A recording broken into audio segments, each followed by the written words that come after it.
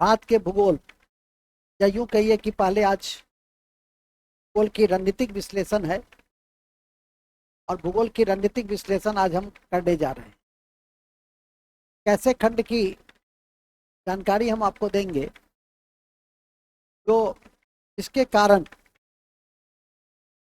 हमारी समस्त जीवन शैली आज प्रभावित हो रही है। का अध्ययन हम लोग भूगोल में ही करते हैं। आज भी एक बच्ची देखता हूँ कि रोज 10 बजे लिखने आती है, दे रही है, फर्स्ट टाइम से ही पढ़ रही है।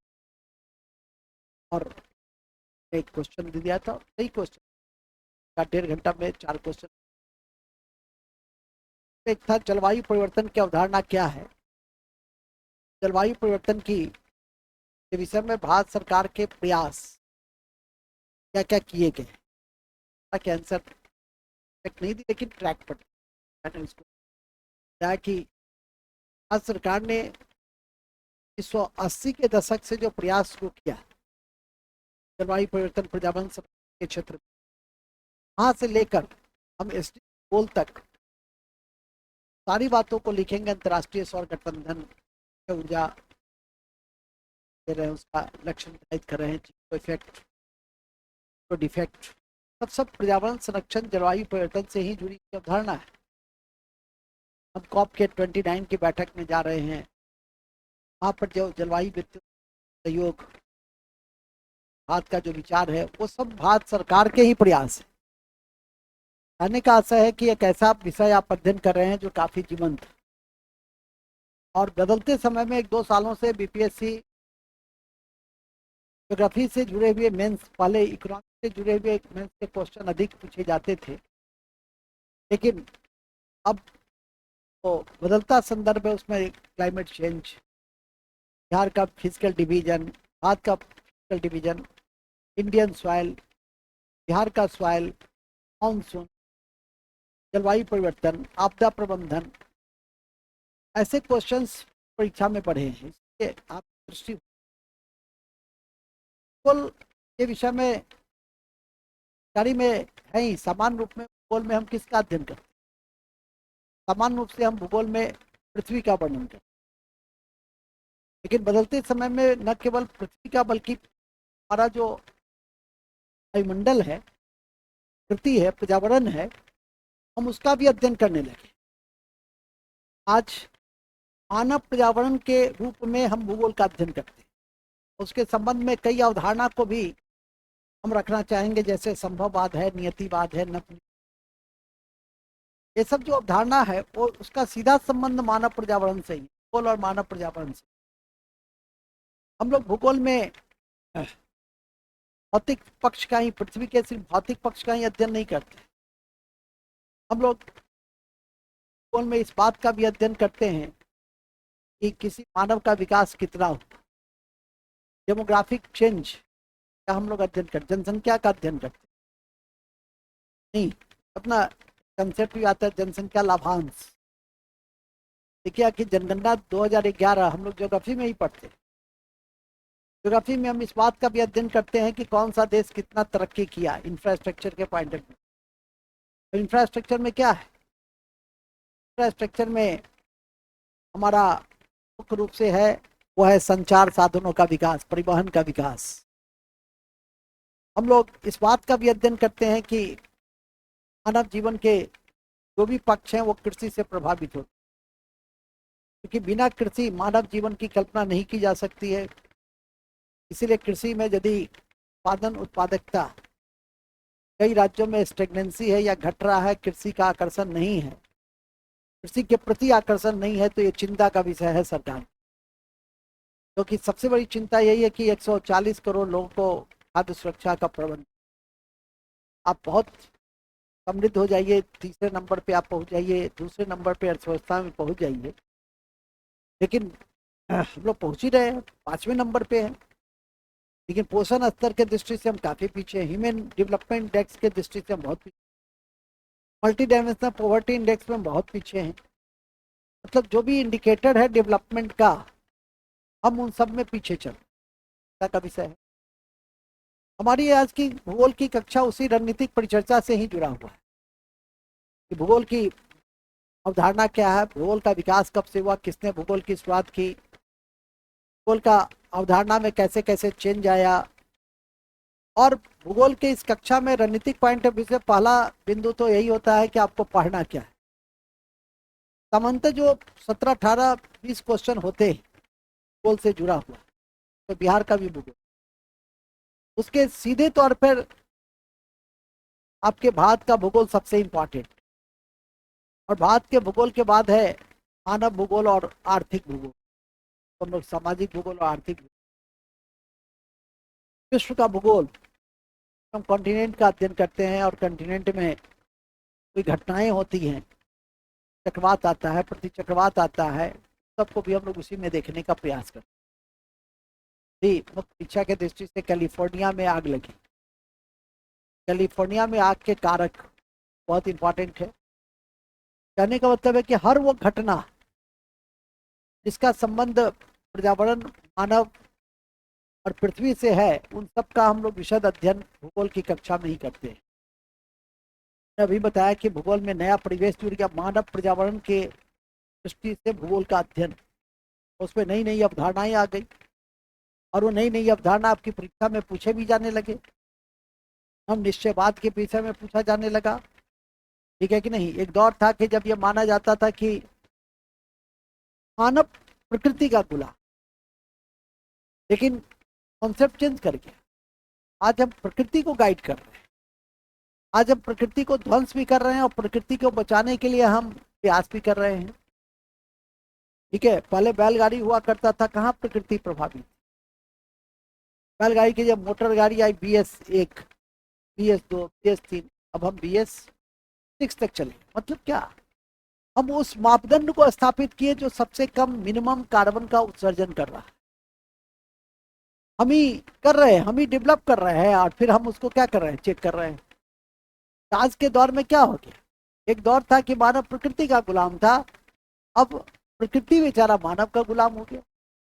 अब मानव जैसे चाहता है वैसे प्रकृति चलती है, ध्वंस भी करती है, और फिर बचाने के लिए मानव प्रयास भी करता है। अभी देखे होंगे बाटू में कल बता भी रहे थे, ऐसे भी करंट पढ़ाते हैं तो मेंस के अप्रोच से ही पढ़ाते हैं, पीटी उसमें तथ्य को डालते हैं। क्षमता नहीं है, बहुत कमजोर क्षमता है, जिसका मुझे बहुत खेद है। या दो लोगों की क्षमता बहुत कमजोर है, छोड़ करके सत्ता या क्षमता है भी तो उसके अनुरूप काम नहीं कर, तो यही मानते हैं कि सभी मनुष्य पर हैं। जो क्षमता के संवर्धन में काम करेगा वो आगे रहेगा, जो नहीं करेगा। आइए खैर मूल में आइए। तो जैसा कि मैंने अभी आपको बताया कि हम लोग आज मानव पर्यावरण के दृष्टि से ही भूगोल का अध्ययन करेंगे, मतलब एक साथ कई सारे डायमेंशन को देखेंगे, कौन कौन से अध्याय को पढ़ना है उसको देखेंगे, और एक सामान्य शुरुआत के साथ हम अपनी कक्षा को, आज की इस कक्षा को एक छोटे से टेस्ट के साथ हम क्या करेंगे, बात करेंगे। भूगोल, भूगोल का सामान्य अर्थ का वर्गीकरण, भूगोल का सामान्य अर्थ, भूगोल का सामान्य अर्थ,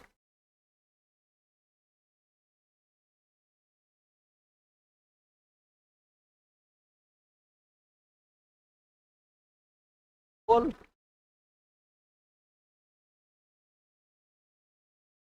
की रणनीति, भूगोल की रणनीति किस पॉइंट ऑफ व्यू से, 71 BPSC PT point, PT cum mains के भी थोड़े से जो अप्रोच है, मास्टर अपना काम क्यों छोड़े, अपना काम तो कर ही देंगे।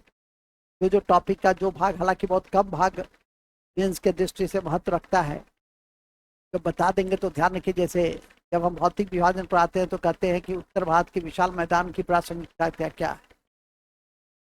जब हम मरुस्थल पढ़ाते हैं तो कहते हैं कि मरुस्थल की क्या यूटिलिटी, क्या प्रासंगिकता है, क्या इंपॉर्टेंस है मानव जीवन में, मरुस्थल का क्या इंपॉर्टेंस।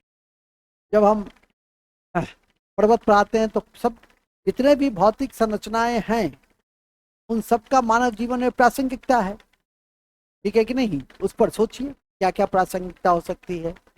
ये पर्वत हमारे लिए किस प्रकार उपयोगी है, ठीक है कि नहीं। ऐसा ही नहीं ना कि बेकार है सर, इतना ऊंचा पे है कि बेकार है, इसका कोई यूटिलिटी नहीं है, इसे इतना, इससे अच्छा तो पायल आधारित भूमि रहता तो खेती होती।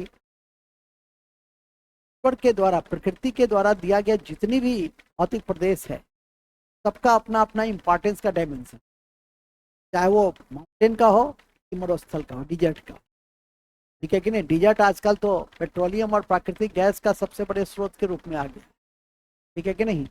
डिफरेंट तो हमारा मिनरल्स आपके जैसे संगमरमर वगैरह मरुस्थल के इलाके में ही पाई जाती है, ठीक है कि नहीं।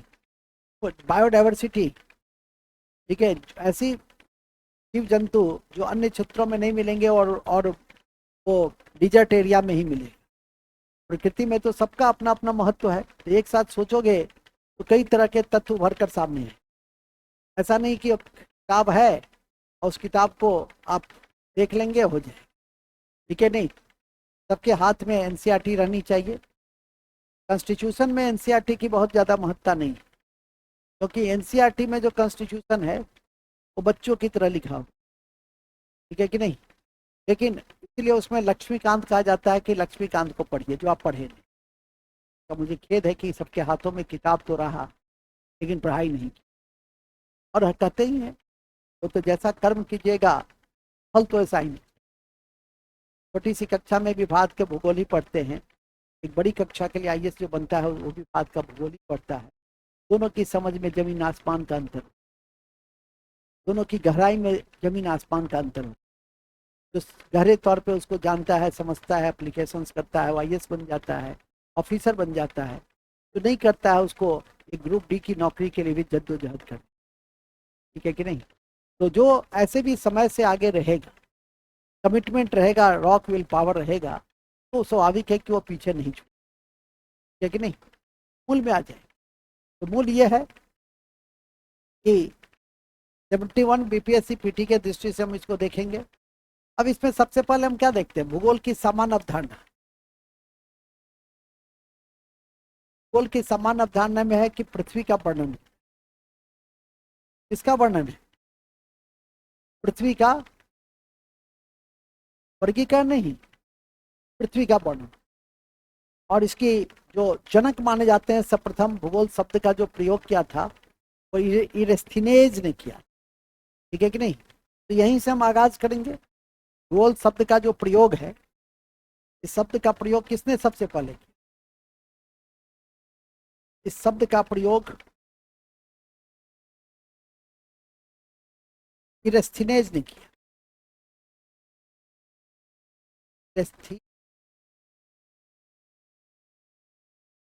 ने किया, ठीक है कि नहीं।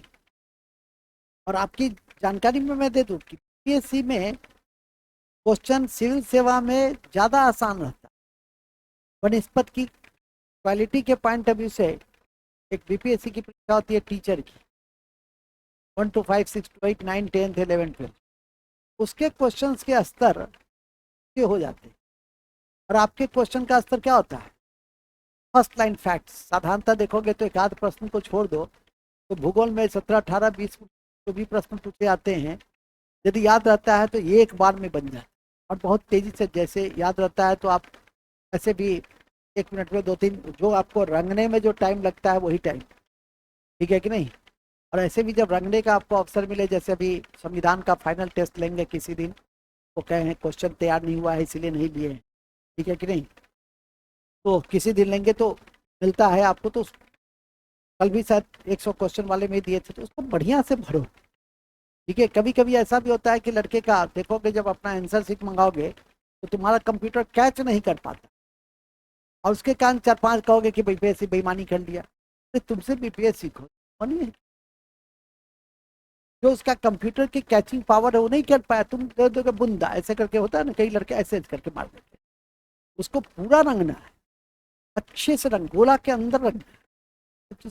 हालांकि तुम पता नहीं करता है, तुम सीखे हुए हो, सब पठाया हुआ है, तुम सामान्य थोड़े, तुम पठाया हुआ है, ठीक है कि नहीं। देखो अभी प्रियंका की कितनी तारीफ करते दिखती है, इतने लड़के लड़कियां पीटी दे रहे हैं, हिम्मत नहीं करता है आकर के उसको लिखे, और वो अब वो भी ऐसा नहीं कि मैं उसको कोई टॉपिक दे देता हूँ, मैं कहता हूँ क्या होगे, जो मेरे मन में होगा वो टॉपिक हम देंगे, और यदि उस पर मेरे आशा के अनुसार उसको हम 40-45% भी नंबर दे रहे हैं, बहुत ठीक है कि नहीं।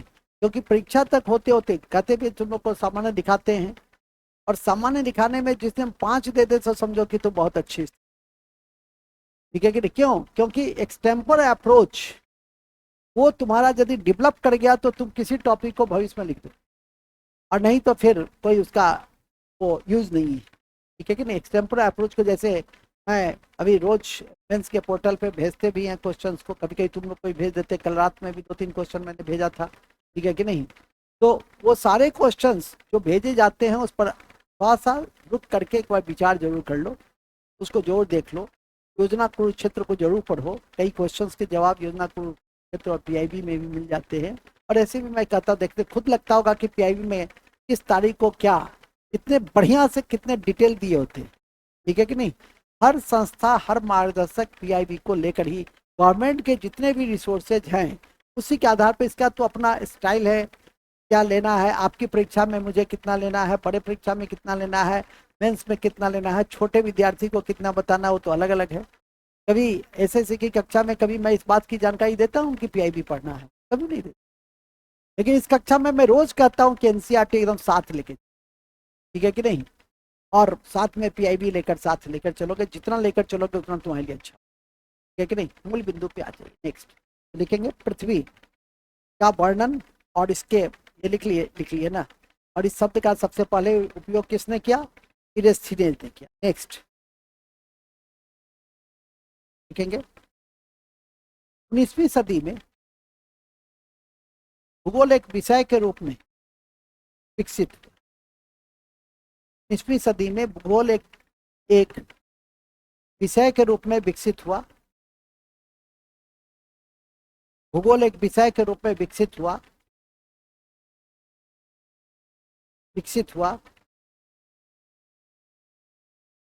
इसमें हमबोल्ट और रीटर की भूमिका बहुत महत्वपूर्ण है। इसमें विषय के रूप में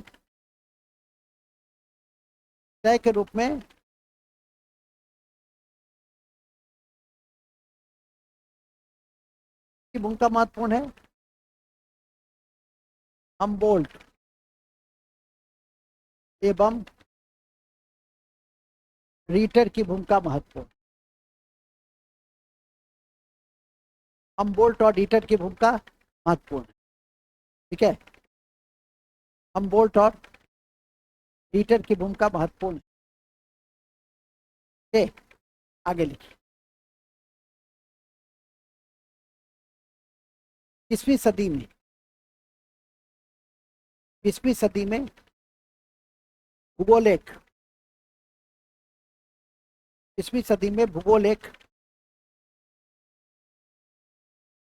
इंटीग्रेटेड सब्जेक्ट के रूप में इंटीग्रेटेड सब्जेक्ट के रूप में इंटीग्रेटेड सब्जेक्ट के रूप में विकसित हुआ।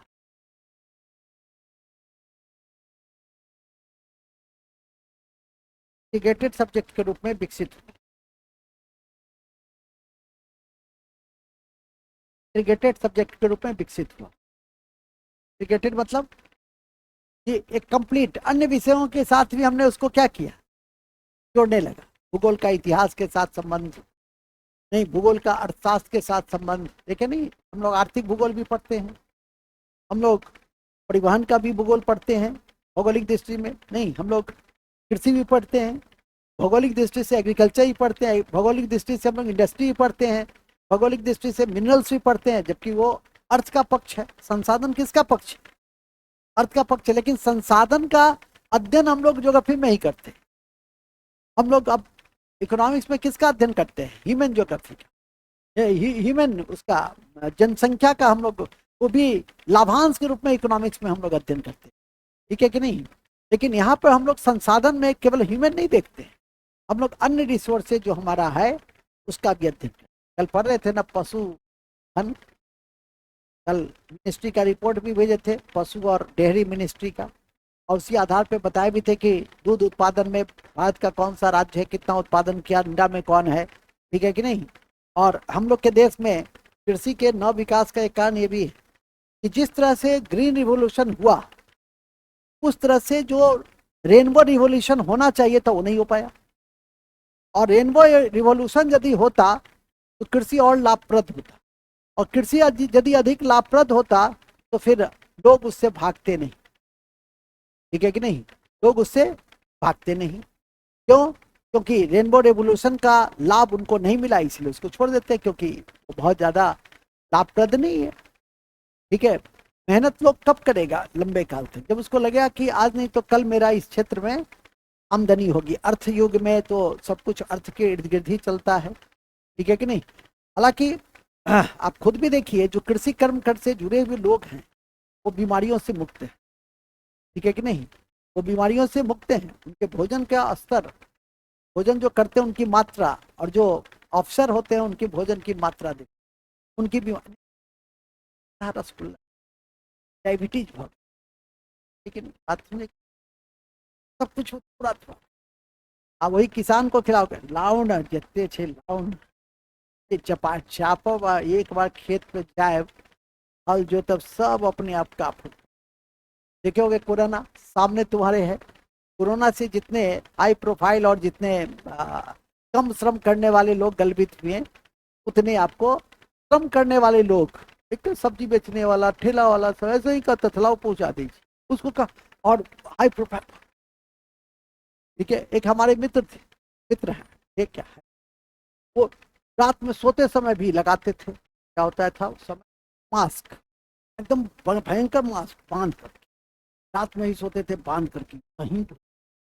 एक दिन बेचारे, ठीक है कि नहीं, निकले बगल में ही, जैसे यहाँ से और उस मकान तक वगैरह में तो जाना होता है, तो बाहर से ही नीचे में था, तो सब जाते हैं, मास्क छूट गया, सीढ़ी पर उतर गए, सोचे क्या क्या अच्छा जाते। और उतने ही दूर में वो जब वापस आए, आछी आछी कोरोना, 1.5 महीना ग्रस्त। समझ में आ गए कि नहीं। हम वही डीएमसी प्रभारी थे, हम हमेशा ऐसे ही चलते थे। हम देखे भी होंगे, यदि कोई जानता होगा तो हम कोरोना में ही मास्क नहीं, ठीक है कि नहीं। क्यों? क्योंकि शारीरिक श्रम हम हमेशा करते रहे, ठीक है कि नहीं। गाड़ी भी रहता है, कितनी भी सुविधाएं रही, लेकिन हमारी आज भी कोशिश रहती है कि थोड़ा सा आधा किलोमीटर रात में पैदल टहल, ठीक है कि नहीं। तो उसका परिणाम क्या निकलता है, उससे रेसिस्टिंग पावर आपका क्या होता है।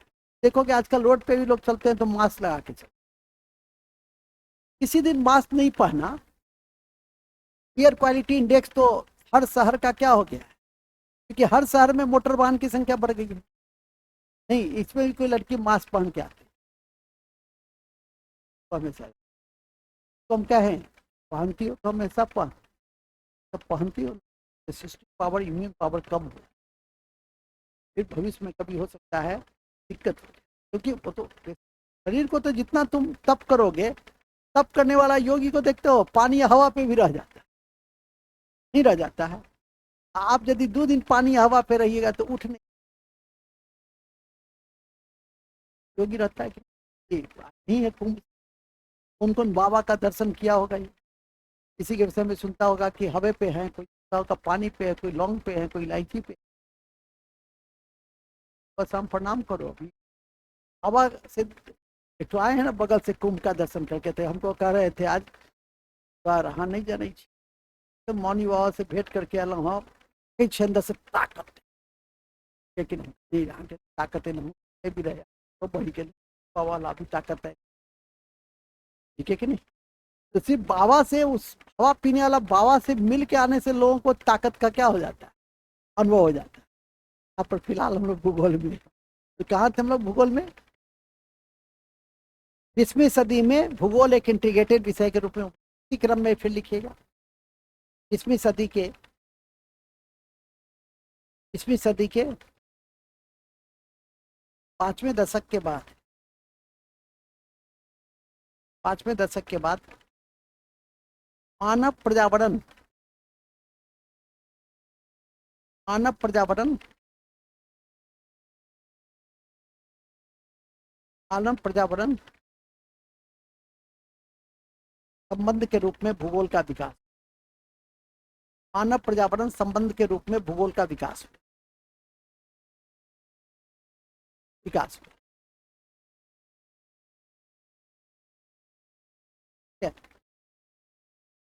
इसमें सबसे पहला क्या है? नियतिवाद। देखिए इस कड़ी में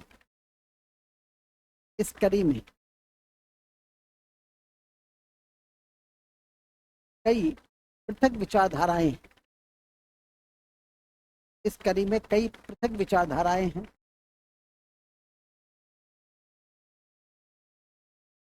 पृथक विचारधारा, पहला विचारधारा क्या है? पहला है नियतिवाद। नियतिवाद, पहला विचारधारा लिख देंगे नियतिवाद। पहला विचारधारा क्या है? नियतिवाद।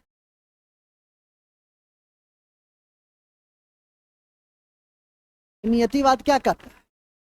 ये नियतिवाद कहता है कि मानव प्रकृति का गुलाम।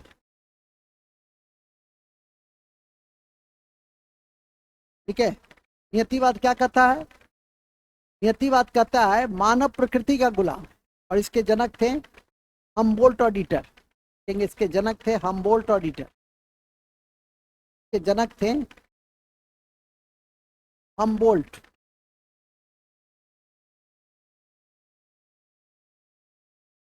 हम्बोल्ट और डीटर। हम्बोल्ट और, ठीक है, हम्बोल्ट और डीटर। डीटर, ठीक है, तो लिखने ही आते हैं, याद वाद तो करने आते नहीं है। हम्बोल्ट और डीटर। ऑनलाइन वाले का तो कोई बात ही नहीं, उस सबका मालिक हो रहा है कि जगा हुआ है, तो उपाय भी नहीं है, वेस्ट होता है रोज। ठीक है, एक का भी कॉपी हमको, कभी कभार एक दो का कॉपी हम देखते हैं, कोई जो लिख करके सही समय पे कॉपी भेज देता तो भी लगता ना क्वेश्चन रोज भेजा जाता है, फिर भी कॉपी नहीं, पता ही नहीं चलता था, पता ही नहीं चलता है कि क्या कर रहा है। ठीक है, चलिए खैर इसी तरह से है, हम लोग बड़े अच्छे जगह पे है। नियतिवाद, मनुष्य प्रकृति का गुलाम, और इसके जनक कौन है? जनक है हम्बोल्ट और डीटर। के जनक कौन है? हम्बोल्ट और डीटर। एक दूसरा है पर्यावरण नियतिवाद, तो लिखेंगे पर्यावरण नियतिवाद, रेटिजेल। दूसरा है पर्यावरण नियतिवाद, पर्यावरण नियतिवाद, पर्यावरण नियतिवाद, पर्यावरण नियतिवाद, पर्यावरण नियतिवाद। ठीक है, पर्यावरण नियतिवाद। पर्यावरण नियतिवाद क्या कहता है?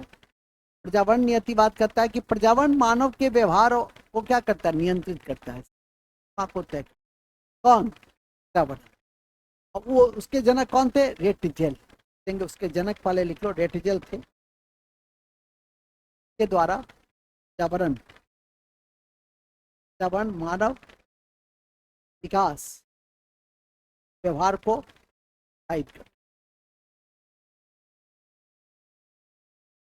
निर्धारित करता है। ठीक है, निर्धारित करता है भी।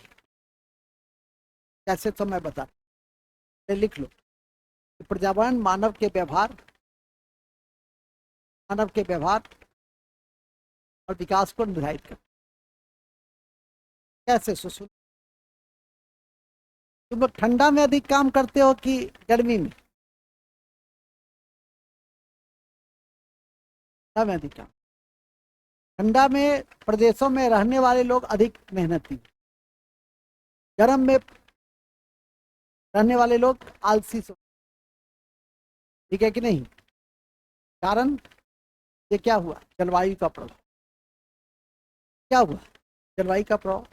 कि क्लाइमेट भी मानव का क्या किया, व्यवहार को निर्धारित कर दिया।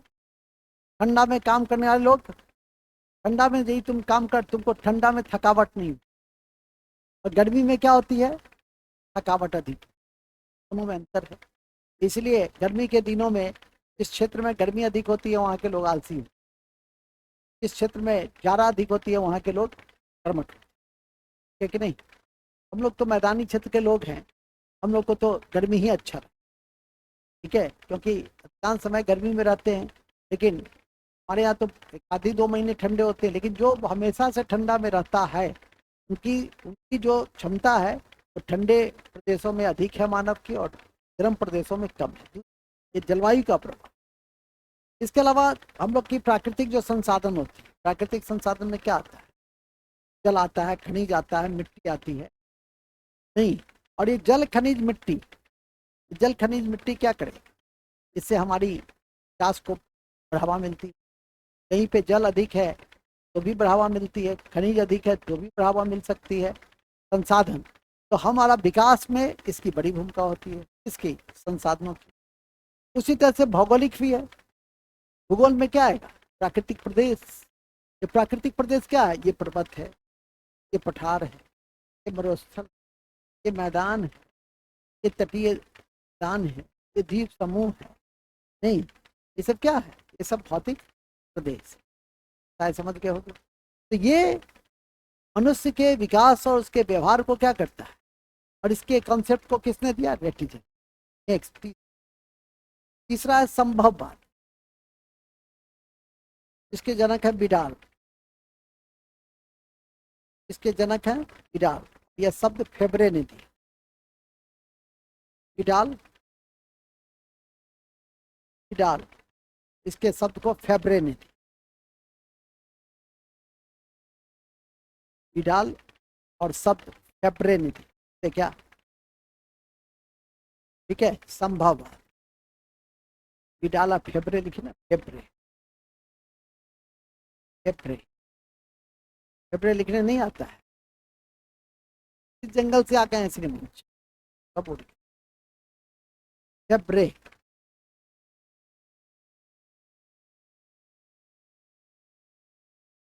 ठीक है, बिडाल, फेबरे शब्द दिया, ठीक है। बिडाल या बाइडल, ये क्या कहता है, ये क्या कहता है, ये कहता है कि जैसे नियतिवाद क्या कहा, नियतिवाद कहा कि मनुष्य प्रकृति का गुलाम है, और इसमें कहा कि मनुष्य प्रकृति को नियंत्रित करने में सक्षम। तो मानव का दम्भ बोलता है कि हम नेचर को भी क्या कर सकते हैं। देखते हो सूर्य परियोजना चला रहा है, ठीक है कि नहीं? अब प्रकृति, हम लोग न्यूक्लियर फ्यूजन के सिद्धांत पे आईटीआर प्रोजेक्ट चल रहा है, ठीक है। आईटीआर प्रोजेक्ट क्या है, नाभिकीय संलयन पे आधारित प्रोजेक्ट, फ्रांस के कदार्स में स्थापित किया। भारत पे उसका संलयन के आधार पर ऊर्जा के निर्माण पे बन। हम प्रकृति को क्या कर रहे हैं, नियंत्रित कर रहे हैं। तो आज का मानव प्रकृति को क्या करता है, प्रकृति का गुलाम नहीं रह गया, प्रकृति को नियंत्रित करने का समर्थ रखता है, संभव कर सकता है, ठीक है। इस सिद्धांत के अनुसार उस प्रकृति का स्वामी, उस प्रकृति का स्वामी, उस क्या है, प्रकृति का स्वामी, उस प्रकृति का स्वामी, उस प्रकृति का स्वामी, उस प्रकृति का स्वामी, याद रखिए, उस प्रकृति का स्वामी। किसने कहा ये बात, और ये ध्यान रखिएगा। इसका आता है पांचवा है नव निश्चयवाद। नव निश्चयवाद, नव निश्चयवाद तो हम लोग कहते हैं रुको और जाओ, रुको और जाओ। और इसके जनक है टेलर, ग्रिफिथ टेलर। इसके जनक है ग्रिफिथ टेलर। ग्रिफिथ टेलर के जनक क्या?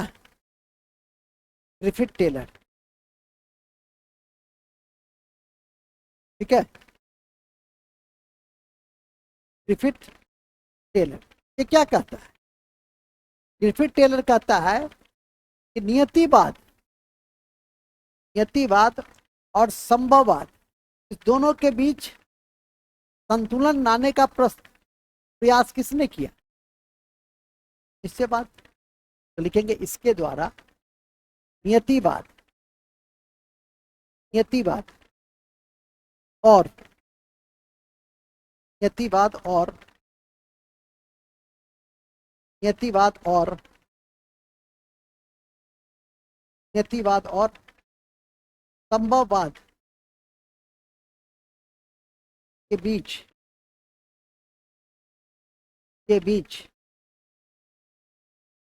संतुलन स्थापित करने का प्रयास किया।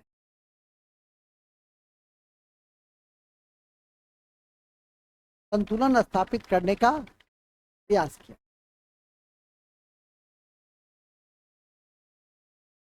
ठीक है, संतुलन स्थापित करने का प्रयास किया। ठीक है, संतुलन स्थापित करने का प्रयास किया। हमारी ये अप्रोच है। अब आइए कि भूगोल आज सिर्फ पृथ्वी के अध्ययन तक नहीं रहा, बल्कि भूगोल आज पर्यावरण तक चला गया। संसाधनों का अध्ययन नहीं है, ठीक है, आर्थिक पक्ष का अध्ययन नहीं है, मानव भूगोल का अध्ययन नहीं है, बल्कि हम उससे आगे निकल चुके हैं। और आज हम लोग इसका इंटीग्रेटेड रूप में क्या कर रहे हैं, विश्लेषण। तो भूगोल आज कई यूनिवर्सिटी में भूगोल विज्ञान के रूप में पढ़ाई होती है, ऐसी ज्योग्राफी कई जगह, लेकिन नहीं, भूगोल को हम लोग विज्ञान के रूप में भी स्थापित करने का प्रयास करते हैं। खैर हमें इस पचड़े में, स्कॉलिस्टिक पचड़े में नहीं, हम तो कंपटीशन के शिक्षक हैं। कंपटीशन के दृष्टि से जो आपका डिमांड है, के अकॉर्डिंग टू जानना है। यदि भविष्य में आज तक कभी नहीं पूछा है ये जो मानव पर्यावरण है, लेकिन जिस साल मैं जिस कवरेज कर देता हूँ, कमीशन वही पूछता भी है, साल नहीं अगले साल। लेकिन आज यदि मैंने मानव पर्यावरण से जुड़े हुए विचारधारा को मैंने कवरेज कर लिया है सिलेबस में, तो आज नहीं तो कल ही आपकी परीक्षा का एक आध क्वेश्चन इंपॉर्टेंट हो जाएगा और पूरे कॉन्सेप्ट के साथ हमने इनका प्रयास। अब आइए, ठीक है कि नहीं, कि हमें भूगोल में पढ़ना क्या क्या। यदि आप देखेंगे तो भूगोल को सबसे पहले तो भारत के भूगोल के रूप में देखिए, क्योंकि भारत का भूगोल आपका सबसे इंपॉर्टेंट भाग है। 12-13 क्वेश्चन का संबंध सीधे तौर पे भारत की परिचय, भौतिक विज्ञान, ये 2 चैप्टर से 3, 4, 5 प्रश्न तक बन जाए तो आधा भूगोल का क्वेश्चन जो है मानव का भूगोल का भौगोलिक परिचय से और भौतिक विभाजन से। इसका नदी, हर साल नदी से 2 क्वेश्चन 3 क्वेश्चन निश्चित, यदि परियोजना वगैरह को जोड़ दो तो 3, 4, 5 क्वेश्चन वहां से। नदी, परियोजना, झील का तो जल का तो बहुत बड़ा, हम महासागर को भी उसमें जोड़ दे तो सब मिला करके जोड़ोगे तो लगेगा कि काफी ज्यादा। फिर आता है वनस्पति और अभ्यारण्य के लिए, इस बार तो आउट है वन रिपोर्ट, लेकिन नहीं, क्या वन रिपोर्ट 2023 में आया। वन रिपोर्ट के अनुसार 25% हमारा 0.17% आज का कुल भौगोलिक क्षेत्र का वन क्षेत्र, और बिहार में 7.9 आंकड़ा तो आपके टिप्स पे, लेकिन नहीं, वन रिपोर्ट भी आपके लिए बहुत इंपॉर्टेंट है। सॉइल के अध्ययन को हम लोग पेडोलॉजी, सॉइल आपके लिए बहुत महत्वपूर्ण। यदि आप भारत के भूगोल में ये 4-5 चैप्टर को कमांड कर लेते, कहीं कोई बाएं दाएं नहीं कर, कि नहीं। इसके बाद ही अन्य चीज़ों को हम लोग पढ़ते हैं, जैसे मॉनसून है, जलवायु है, लेकिन नहीं, तो आजकल मुख्य परीक्षा के दृष्टि से ज़्यादा महत्वपूर्ण चैप्टर के है। सामान्य रूप तो हम लोग को पढ़ना होता है मानसून क्या है, किस प्रकार के होते, भारत में किस मानसून से अधिक वर्षा होती है, पूर्व कौन कौन सी वर्षा होती है, किस किस क्षेत्रों में होती है, किस फसल के लिए। तो एक बेसिक जो आपका इनपुट होना चाहिए वो जानकारी मिल। इसके अलावा आपके मानसून जलवायु के क्रम में हम लोगों ने बता ही दिया कि नदी के साथ हम परियोजना को भी देखें, ठीक है कि नहीं। तो ये आपका सामान्य भौगोलिक परिचय, सामान्य भारत का सामान्य भूगोल है, तो आपको दृष्टि। फिर आता है भारत का आर्थिक भूगोल, जिसके 4 भाग हैं, कृषि है, परिवहन। फिर आता है सामाजिक भूगोल, इसमें जनगणना पढ़ना होता है, सबसे इम्पोर्टेंट तो उसका जनगणना है, जनजाति और जनगणना। तो भारत का जब पढ़ते हो जनजाति, तो चूंकि छोटा अध्याय होता है तो कहते हैं उसी जगह पे विश्व जाति भी, विश्व की जनजाति भी आपके लिए बहुत इंपॉर्टेंट हो जाती है। और जब जनजाति को पढ़िए तो सिर्फ क्षेत्र के आधार पर नहीं पढ़ी, ठीक है कि नहीं। कोई चर्चा हो रही थी, लोग आए हुए थे, तो साल देखे तो आप तो अब मठ के मठाधीश की तरह लग रहे हैं सर, है कि नहीं। तो ने कहा कि अरे भाई, इतनी जगह मुझे जाने का अवसर मिलता है ईश्वर की कृपा से, मुझे लोग पाग चादर, ठीक है कि नहीं, बुके देते हैं, किताब देते हैं, डायरी देते हैं, बैग देते हैं, तो उन सबका यूज कब कर। ऐसा ही अनौपचारिक दिन होता है कि जिस दिन हम अपना नहीं कहेंगे कोई नया साल कोई है, कहने का मतलब साफ है। और फिर हाँ, उस बीच में ये इसकी बात की जानकारी क्यों दी है, उन्होंने कहा पश्मीना है, लगा था कि जानता हो, पश्मीना जाने थी क्या। हाँ, पश्मीना कश्मीर में बैठे, कश्मीर को करा पश्मीना, ठीक नहीं, ठीक नहीं। तो फिर हम ज़्यादा नहीं कुछ कहे, हम कह नहीं की सब खासियत, यदि ओरिजिनल पश्मीना नहीं, ये देखिए नहीं, ठीक है, बताए पश्मीना के विषय में सब जानकारी दे दिए कि जो है यही चीज। फिर मैंने कहा कि सांगपा एक जनजाति है, सांगपा एक जनजाति होती है, पश्मीना बकरी का पालन, से जो रेशा निकलता है वो होता है पश्मीना। आप विद्वान आदमी देखियो, आई हम सीख लो बात के, बकरी से ही निकले, खरगोश, लेकिन नहीं, नहीं ठीक से अध्ययन किया है सही। क्या होता है, कमीशन की तैयारी करनी से आदमी, और हम तो कमीशन की तैयारी 25 सालों से आ गई हूँ, आविक है मेरे सामने, कोई क्या बोले, क्या करते हैं, प्रसंग आता है तो पूरा उनको आ देते हैं। सीखने वाले आदमी होते, देखते हैं कि कैसा है, सीखने वाले हैं कि नहीं। अदेव झा टाइप का मेरा यदि कोई मित्र आ जाए तो हम इसे बताएंगे कि नहीं बताए। हाँ हाँ, नहीं नहीं पश्मीना नहीं चाहिए, हाँ ठीक है, ठीक है, ठीक है, गरम लगे छे, क्या बता के छोड़। गिरजानंद झा टाइप का कोई हमारा आ जाएगा तो क्या करें, क्यों रहता है कुछ ज्ञान। क्या पश्मीना क्या होता है, हल्का होता है, बकरी के रेशा से पश्मीना बनता, ठीक है कि नहीं। आगे चलिए, ठीक है। खैर अभी हम लोग कहाँ पे थे, अभी हम लोग थे भूगोल में क्या क्या पढ़ रहा है, सुन लीजिए। इसी कड़ी में हम लोग विश्व का भूगोल भी पढ़ते हैं, और भौतिक भूगोल भी पढ़ते हैं। भौतिक भूगोल में बीपीएससी में 2 क्वेश्चन हमेशा रहता है, वायुमंडल। अब वायुमंडल अभी पूछे हैं सबसे, एसी ड्रेन, ठीक है कि नहीं।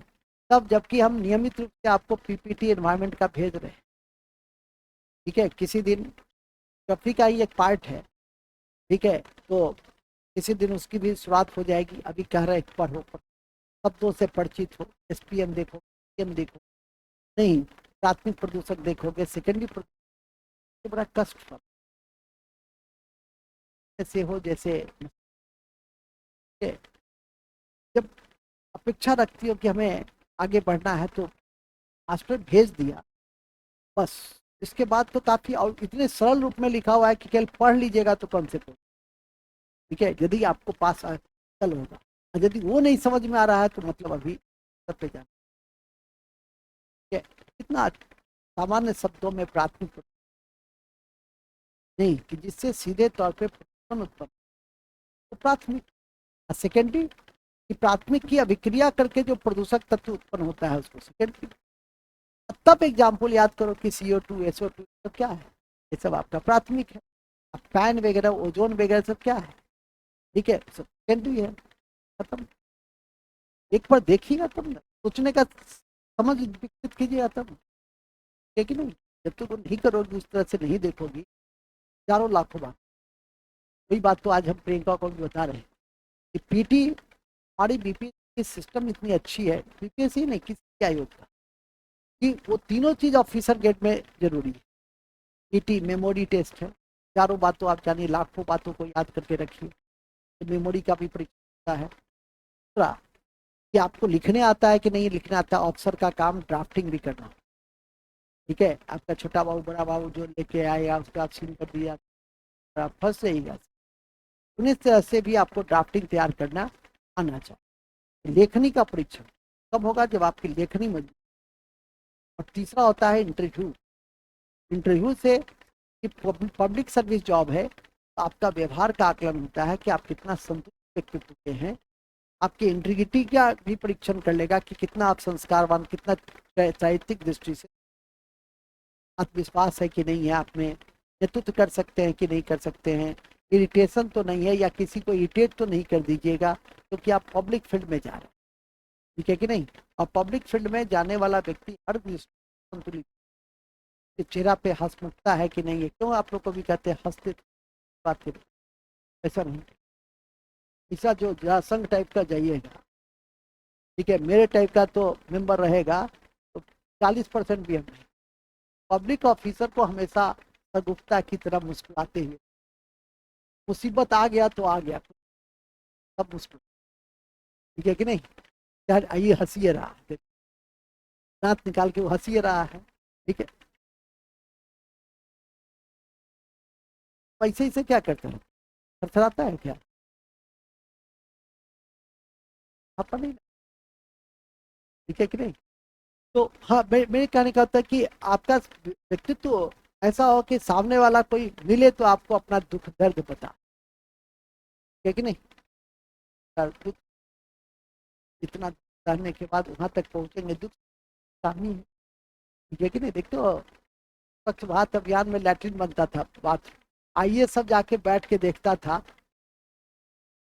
कि सही बना कि नहीं। पब्लिक सर्वेंट होगा, पब्लिक सर्वेंट में आइए। नेक्स्ट कहा तुम लोग, तो ये सारे चीजों को आप क्रमबद्ध लिखिए, लिखिए, लिखेंगे। भूगोल, भूगोल के दो भाग होते हैं,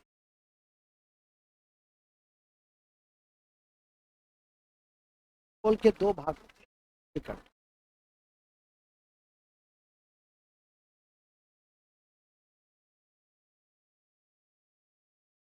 एक क्रमबद्ध भूगोल, एक क्रमबद्ध भूगोल कहते हैं,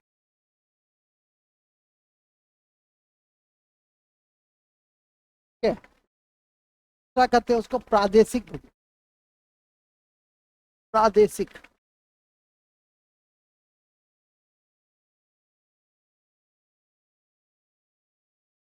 प्रादेशिक भूगोल,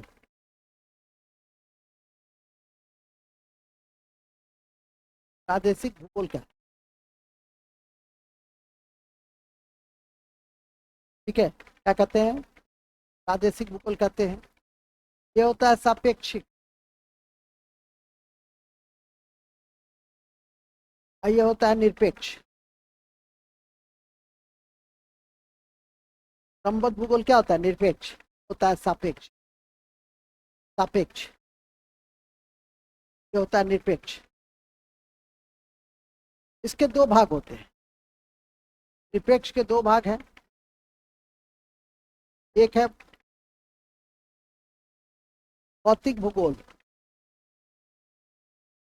भौतिक भूगोल, दूसरा है मानव भूगोल,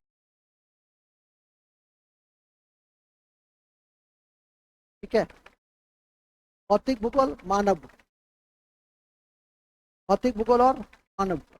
भौतिक भूगोल के पांच भाग, स्थल मंडल, जल मंडल, वायुमंडल, ठीक है, और जैव मंडल इत्यादि। सौरमंडल इत्यादि। भौतिक भूगोल के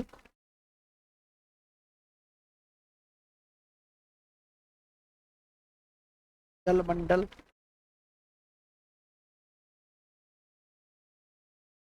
स्थलमंडल,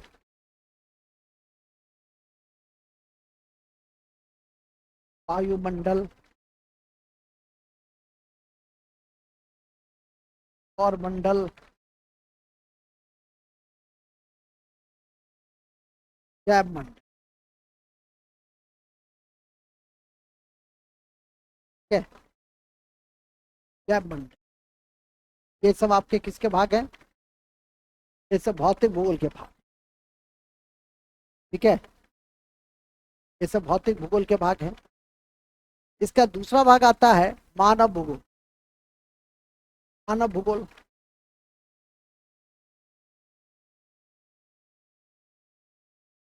मानव भूगोल में आता है, सबसे पहले जनसंख्या लिखेंगे। जनसंख्या, आर्थिक क्रियाकलाप, जनसंख्या, जनसंख्या, पहले जनसंख्या, जनजाति लिख, भाषा लिख, जनसंख्या, जनजाति, भाषा और आर्थिक क्रियाकलाप।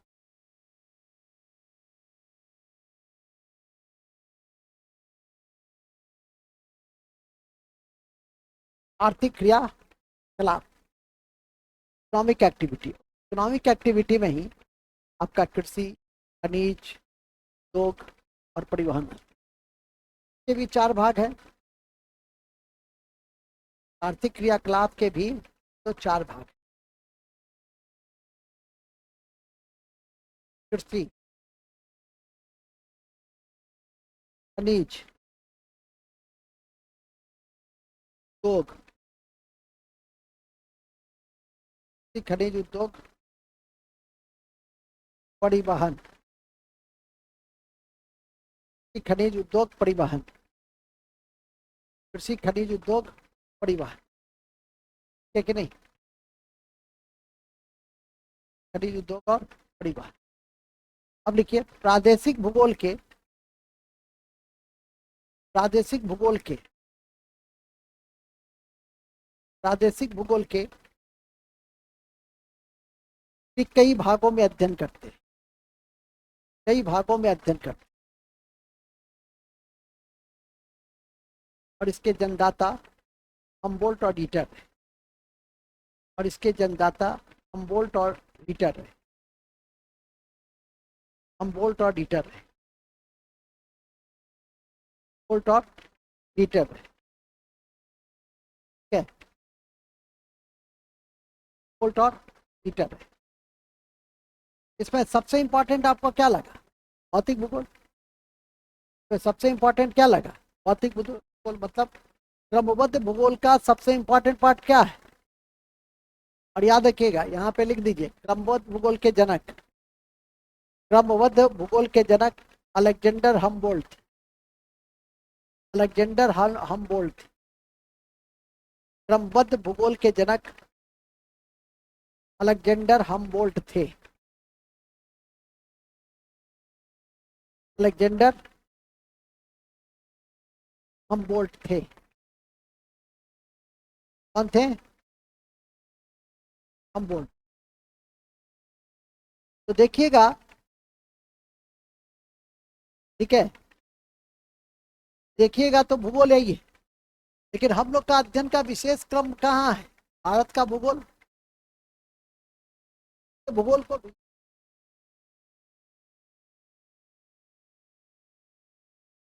भारत के भूगोल को भी इसी एंगल से देखेंगे। दूसरा है आपका बिहार का भूगोल, तो बिहार विशेष भी पढ़ते हैं। ठीक है कि नहीं? अब आइए पैराग्राफ चेंज करते हैं। पीएससी के दृष्टि से, पीएससी के दृष्टि भारत का सामान्य भूगोल, भारत का सामान्य भूगोल, भारत का सामान्य भूगोल और बिहार विशेष, बिहार विशेष और बिहार विशेष का अत्यधिक महत्व, बिहार विशेष का अत्यधिक महत्व है। बिहार विशेष का अत्यधिक महत्व है।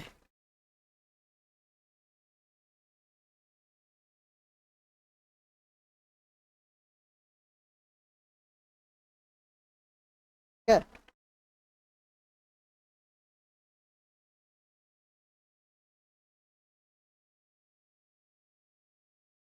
का महत्व है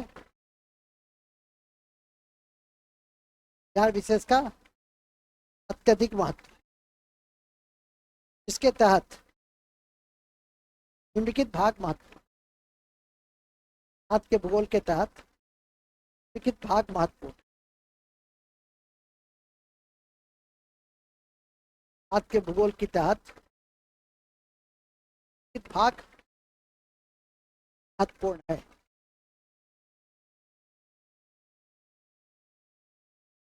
ठीक है,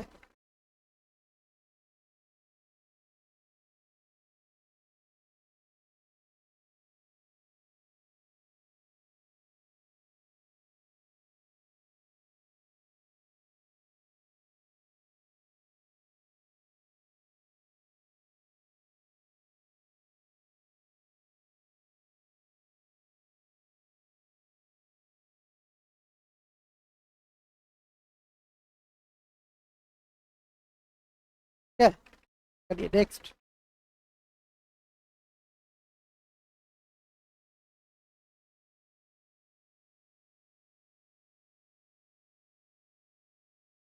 ठीक है, किस भाग महत्वपूर्ण है किसका? अब वो भारत के भूगोल के तहत किसका क्या क्या इंपॉर्टेंट है, पहला लिखिए भारत का भौगोलिक परिचय, भारत का भौगोलिक परिचय, भारत का भौगोलिक परिचय, पहला भाग, जहाँ से पहला क्वेश्चन ही शुरू, बेसिक का पहला क्वेश्चन की शुरुआत यहीं से हो जाती है कि नहीं। नेक्स्ट है भारत का भौतिक विभाजन, है भारत का भौतिक विभाजन, है भारत का भौतिक विभाजन, है भारत का भौतिक विभाजन। आपकी जानकारी में मैं दे दूं, भौगोलिक परिचय में हम लोग क्या पढ़ते हैं?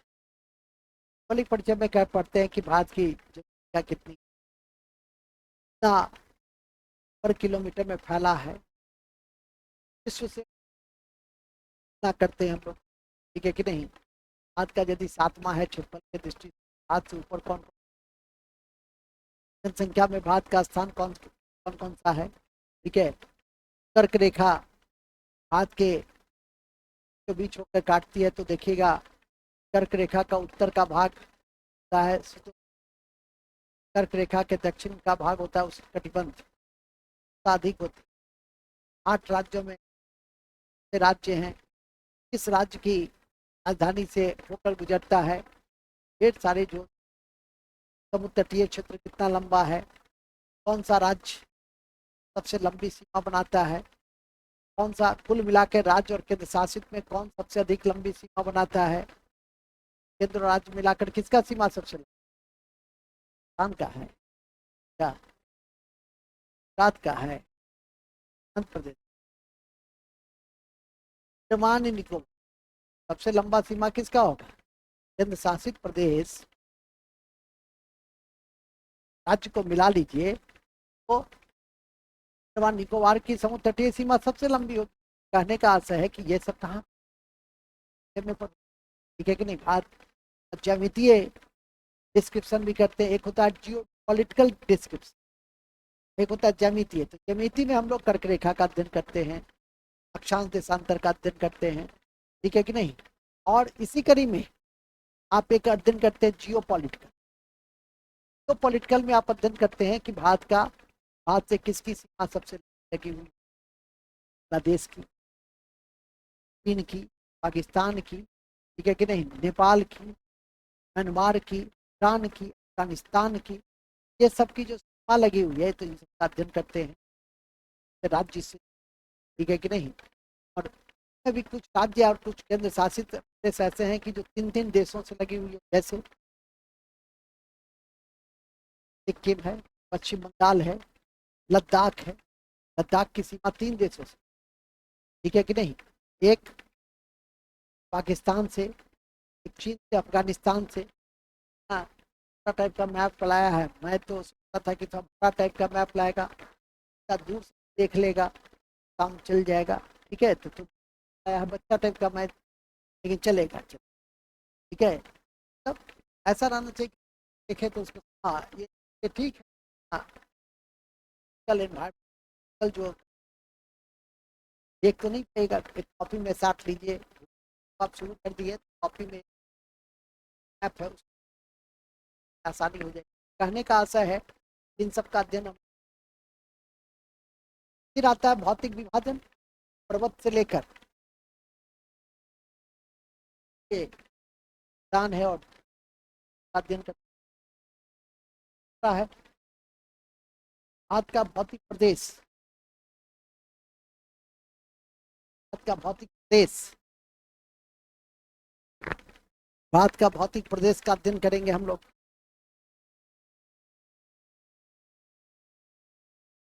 भारत का भौतिक प्रदेश का अध्ययन करेंगे, पर्वत से लेकर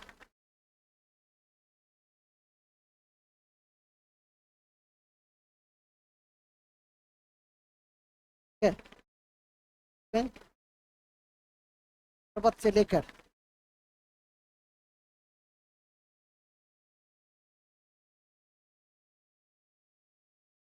तक का अध्ययन किया जाता है,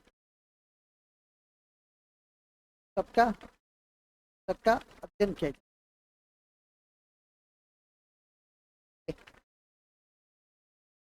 है। नदियां, अध्याय है नदियां, नदियां, अध्याय है नदी, तंत्र, चौथा है मिट्टी, पांचवा है वनस्पति और अभ्यारण्य, पति और अभ्यारण्य, पांचवा है वनस्पति और अभ्यारण्य एवं वन रिपोर्ट 2023 एवं वन रिपोर्ट 2023, ये है सामान्य भूगोल। क्या है सबसे पहले, और इसको जब आप पढ़ते हैं तो कंपेरेटिव बिहार से, बिहार का भी भौगोलिक, बिहार का भी भौतिक विभाजन होता है, बिहार की भी नदियां हैं, बिहार की भी मिट्टी है। ठीक है कि भारत में राष्ट्रीय अभियान की संख्या 106 है, बिहार में राष्ट्रीय अभियान की संख्या 1, निर्दिष्ट होने की प्रक्रिया, जहाँ फटाफट होगा वो भारत है, तो कि भारत है तो क्या होगा। लेकिन जो अध्ययन आप भारत के सामान्य भूगोल में अध्याय का करते हैं, उसी अध्याय में वहां देंगे की दृष्टि से चैप्टर पे आधारित बिहार के भूगोल का भी, चैप्टर पे आधारित बिहार के भूगोल का भी अध्ययन किया जाए, चैप्टर पे आधारित बिहार के भूगोल का भी अध्ययन किया जाता है, बिहार के भूगोल का भी अध्ययन किया जाता है।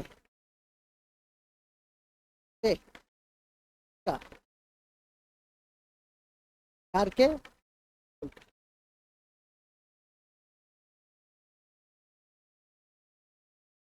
बिहार के भूगोल का भी अध्ययन किया जाता है। नेक्स्ट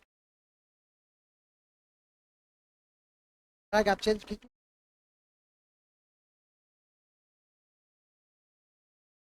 और आर्थिक भूगोल तो हो ही गया क्रमबद्ध में, सब वहीं पर होगा।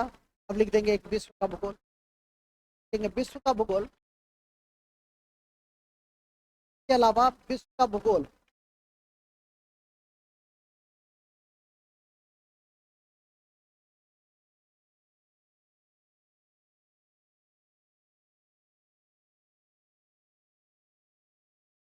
के भूगोल विश्व के भूगोल के तहत 8 कॉन्टिनेंट, 8वां उभरा है तो 7, लेकिन 8वां कौन हुआ है? तो लैंडिया के विषय में भी जानकारी के साथ हम के भूगोल के तहत, के भूगोल के तहत, विश्व के भूगोल के तहत 7 महाद्वीप एवं एवं एवं एवं नए संदर्भ में तो लैंडिया की भी परिचर्चा, तो लैंडिया की भी परिचर्चा होगी, तो लैंडिया की भी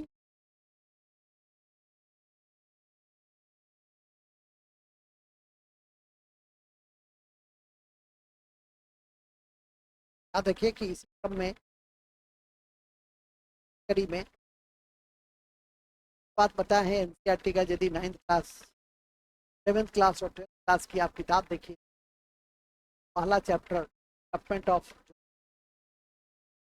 के रूप विकास, ये काफी लिखा है, 10 पन्ना का है।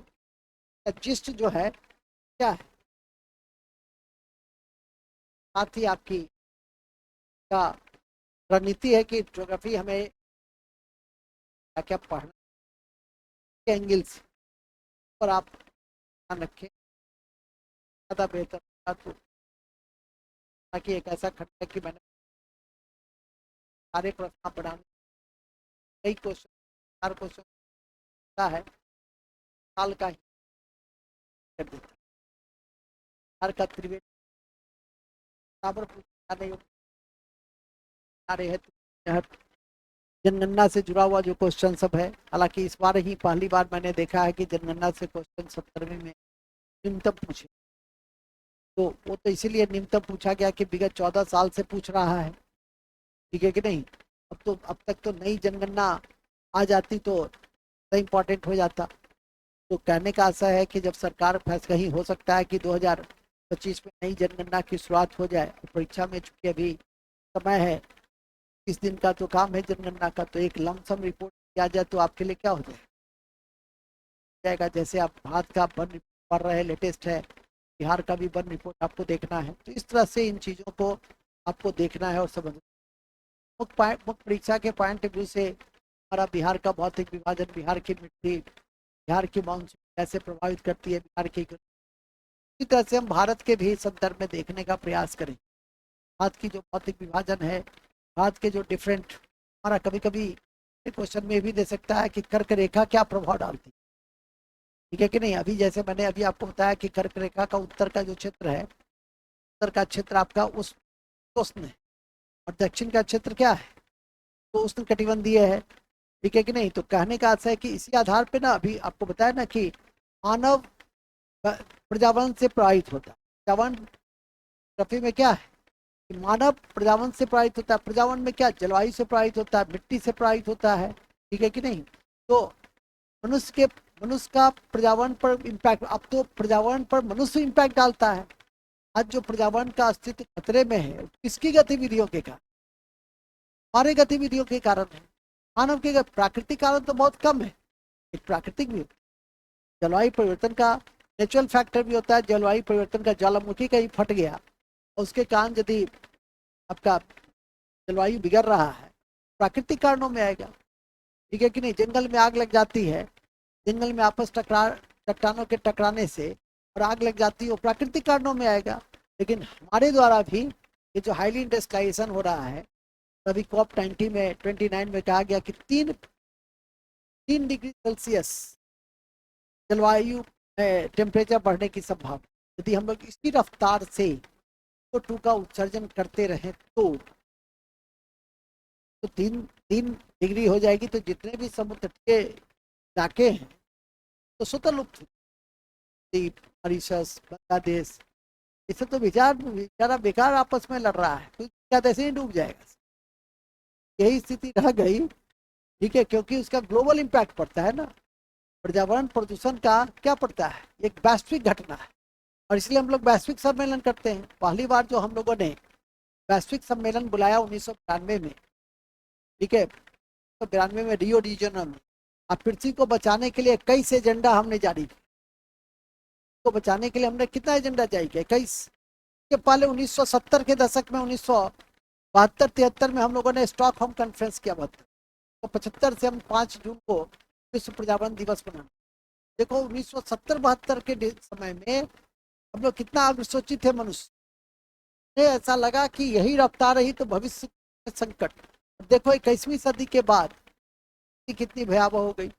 दिनानुदिन आपका जलवायु परिवर्तन के चिन्ह दृष्टि होते हैं, ठीक है कि नहीं। फरवरी मार्च में पहले ठंडा नहीं इस तरह का पड़ता, फिर आज देखो, पहले कहा जाता था कि 14 जनवरी एक मोटा, मेरी माता जी लोग कहती थी 14 जनवरी को एक मोटा जारा फट जाता है कि नहीं, एक मोटा परसेंट गया, एक बारिश उसके बाद होती थी पूरा साल। हाँ, और सरस्वती पूजा के बाद तो बाल खुल जाता था, स्वेटर उटर चला जाता था। अभी लगता है कि और स्वेटर डाल ही दो, ठीक है कि नहीं। आज समझे महादेव जी आप,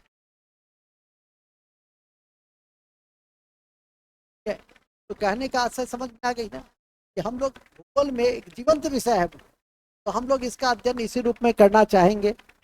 हम लोग मिट्टी पढ़ते हैं तो मिट्टी का ही अध्ययन नहीं करें, मिट्टी के क्षरण का भी अध्ययन करें, ठीक है। मृदा अपरदन के क्या कारण है, कैसे उसको चेक किया जा सकता है, ये सब का अध्ययन कहाँ करेंगे, ठीक है। नदियों का क्या इंपॉर्टेंस है, हिमालय नदी तंत्र और प्रायद्वीपीय नदी तंत्र के बीच में क्या डिफरेंस, ये सब आपके जो के आने वाले भविष्य के दृष्टि सबको, तो जैसे जैसे आप चैप्टर पढ़िएगा, है कि नहीं।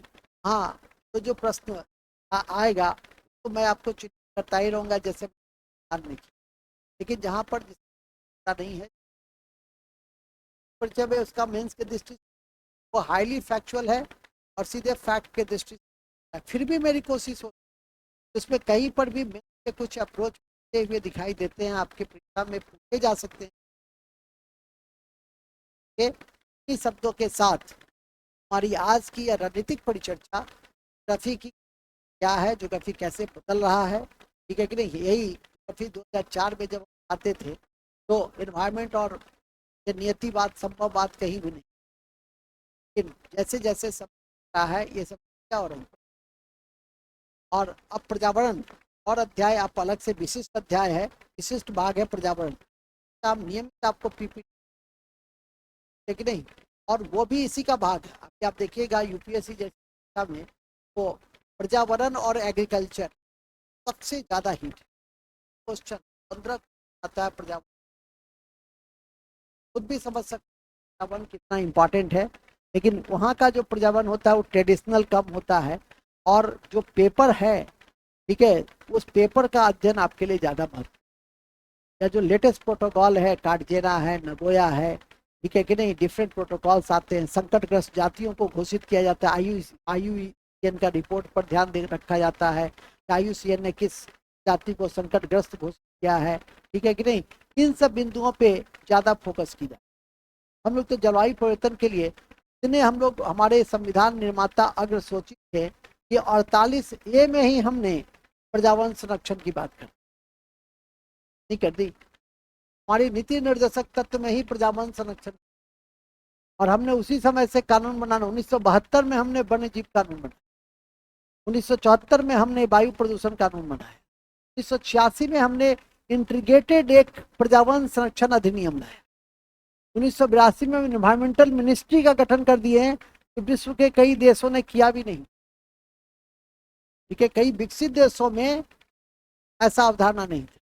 हाँ, यह और बात है कि हम यूरोप की तुलना में उस दृष्टि से नहीं सोचते, जैसे जर्मनी पार्टी हो या वगैरह में ग्रीन पीस आर्मी, ठीक है कि नहीं। ग्रीन पीस आर्मी का संबंध क्या से है,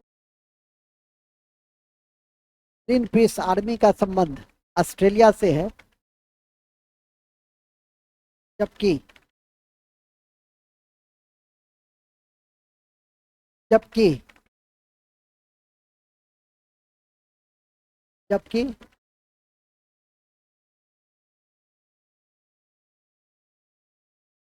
जबकि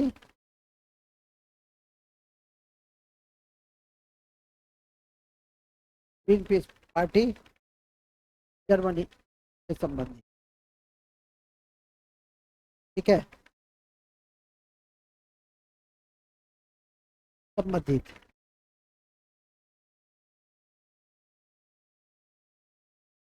बस आज की हमारी परिचर्चा समाप्त होती है। हम लोग कल से इस एक एक करके जो पहला चैप्टर भारत का भूगोल है, भारत का सामान्य भूगोल है, जिसमें हम लोग भारत के भौगोलिक परिचय से अपनी परिचर्चा का आगाज करेंगे। ठीक है, बिना कोई ब्रेक दिए हुए आप लोग के 100 क्वेश्चन है, तो नियमित रूप से आज भी होगी, तब हम लोग देंगे। तब तक कीजिए। ऑनलाइन वाले को क्वेश्चन भेजा जा रहा है। कल से फिर विधिवत हम लोग ज्योग्राफी की बात करेंगे। बहुत बहुत धन्यवाद।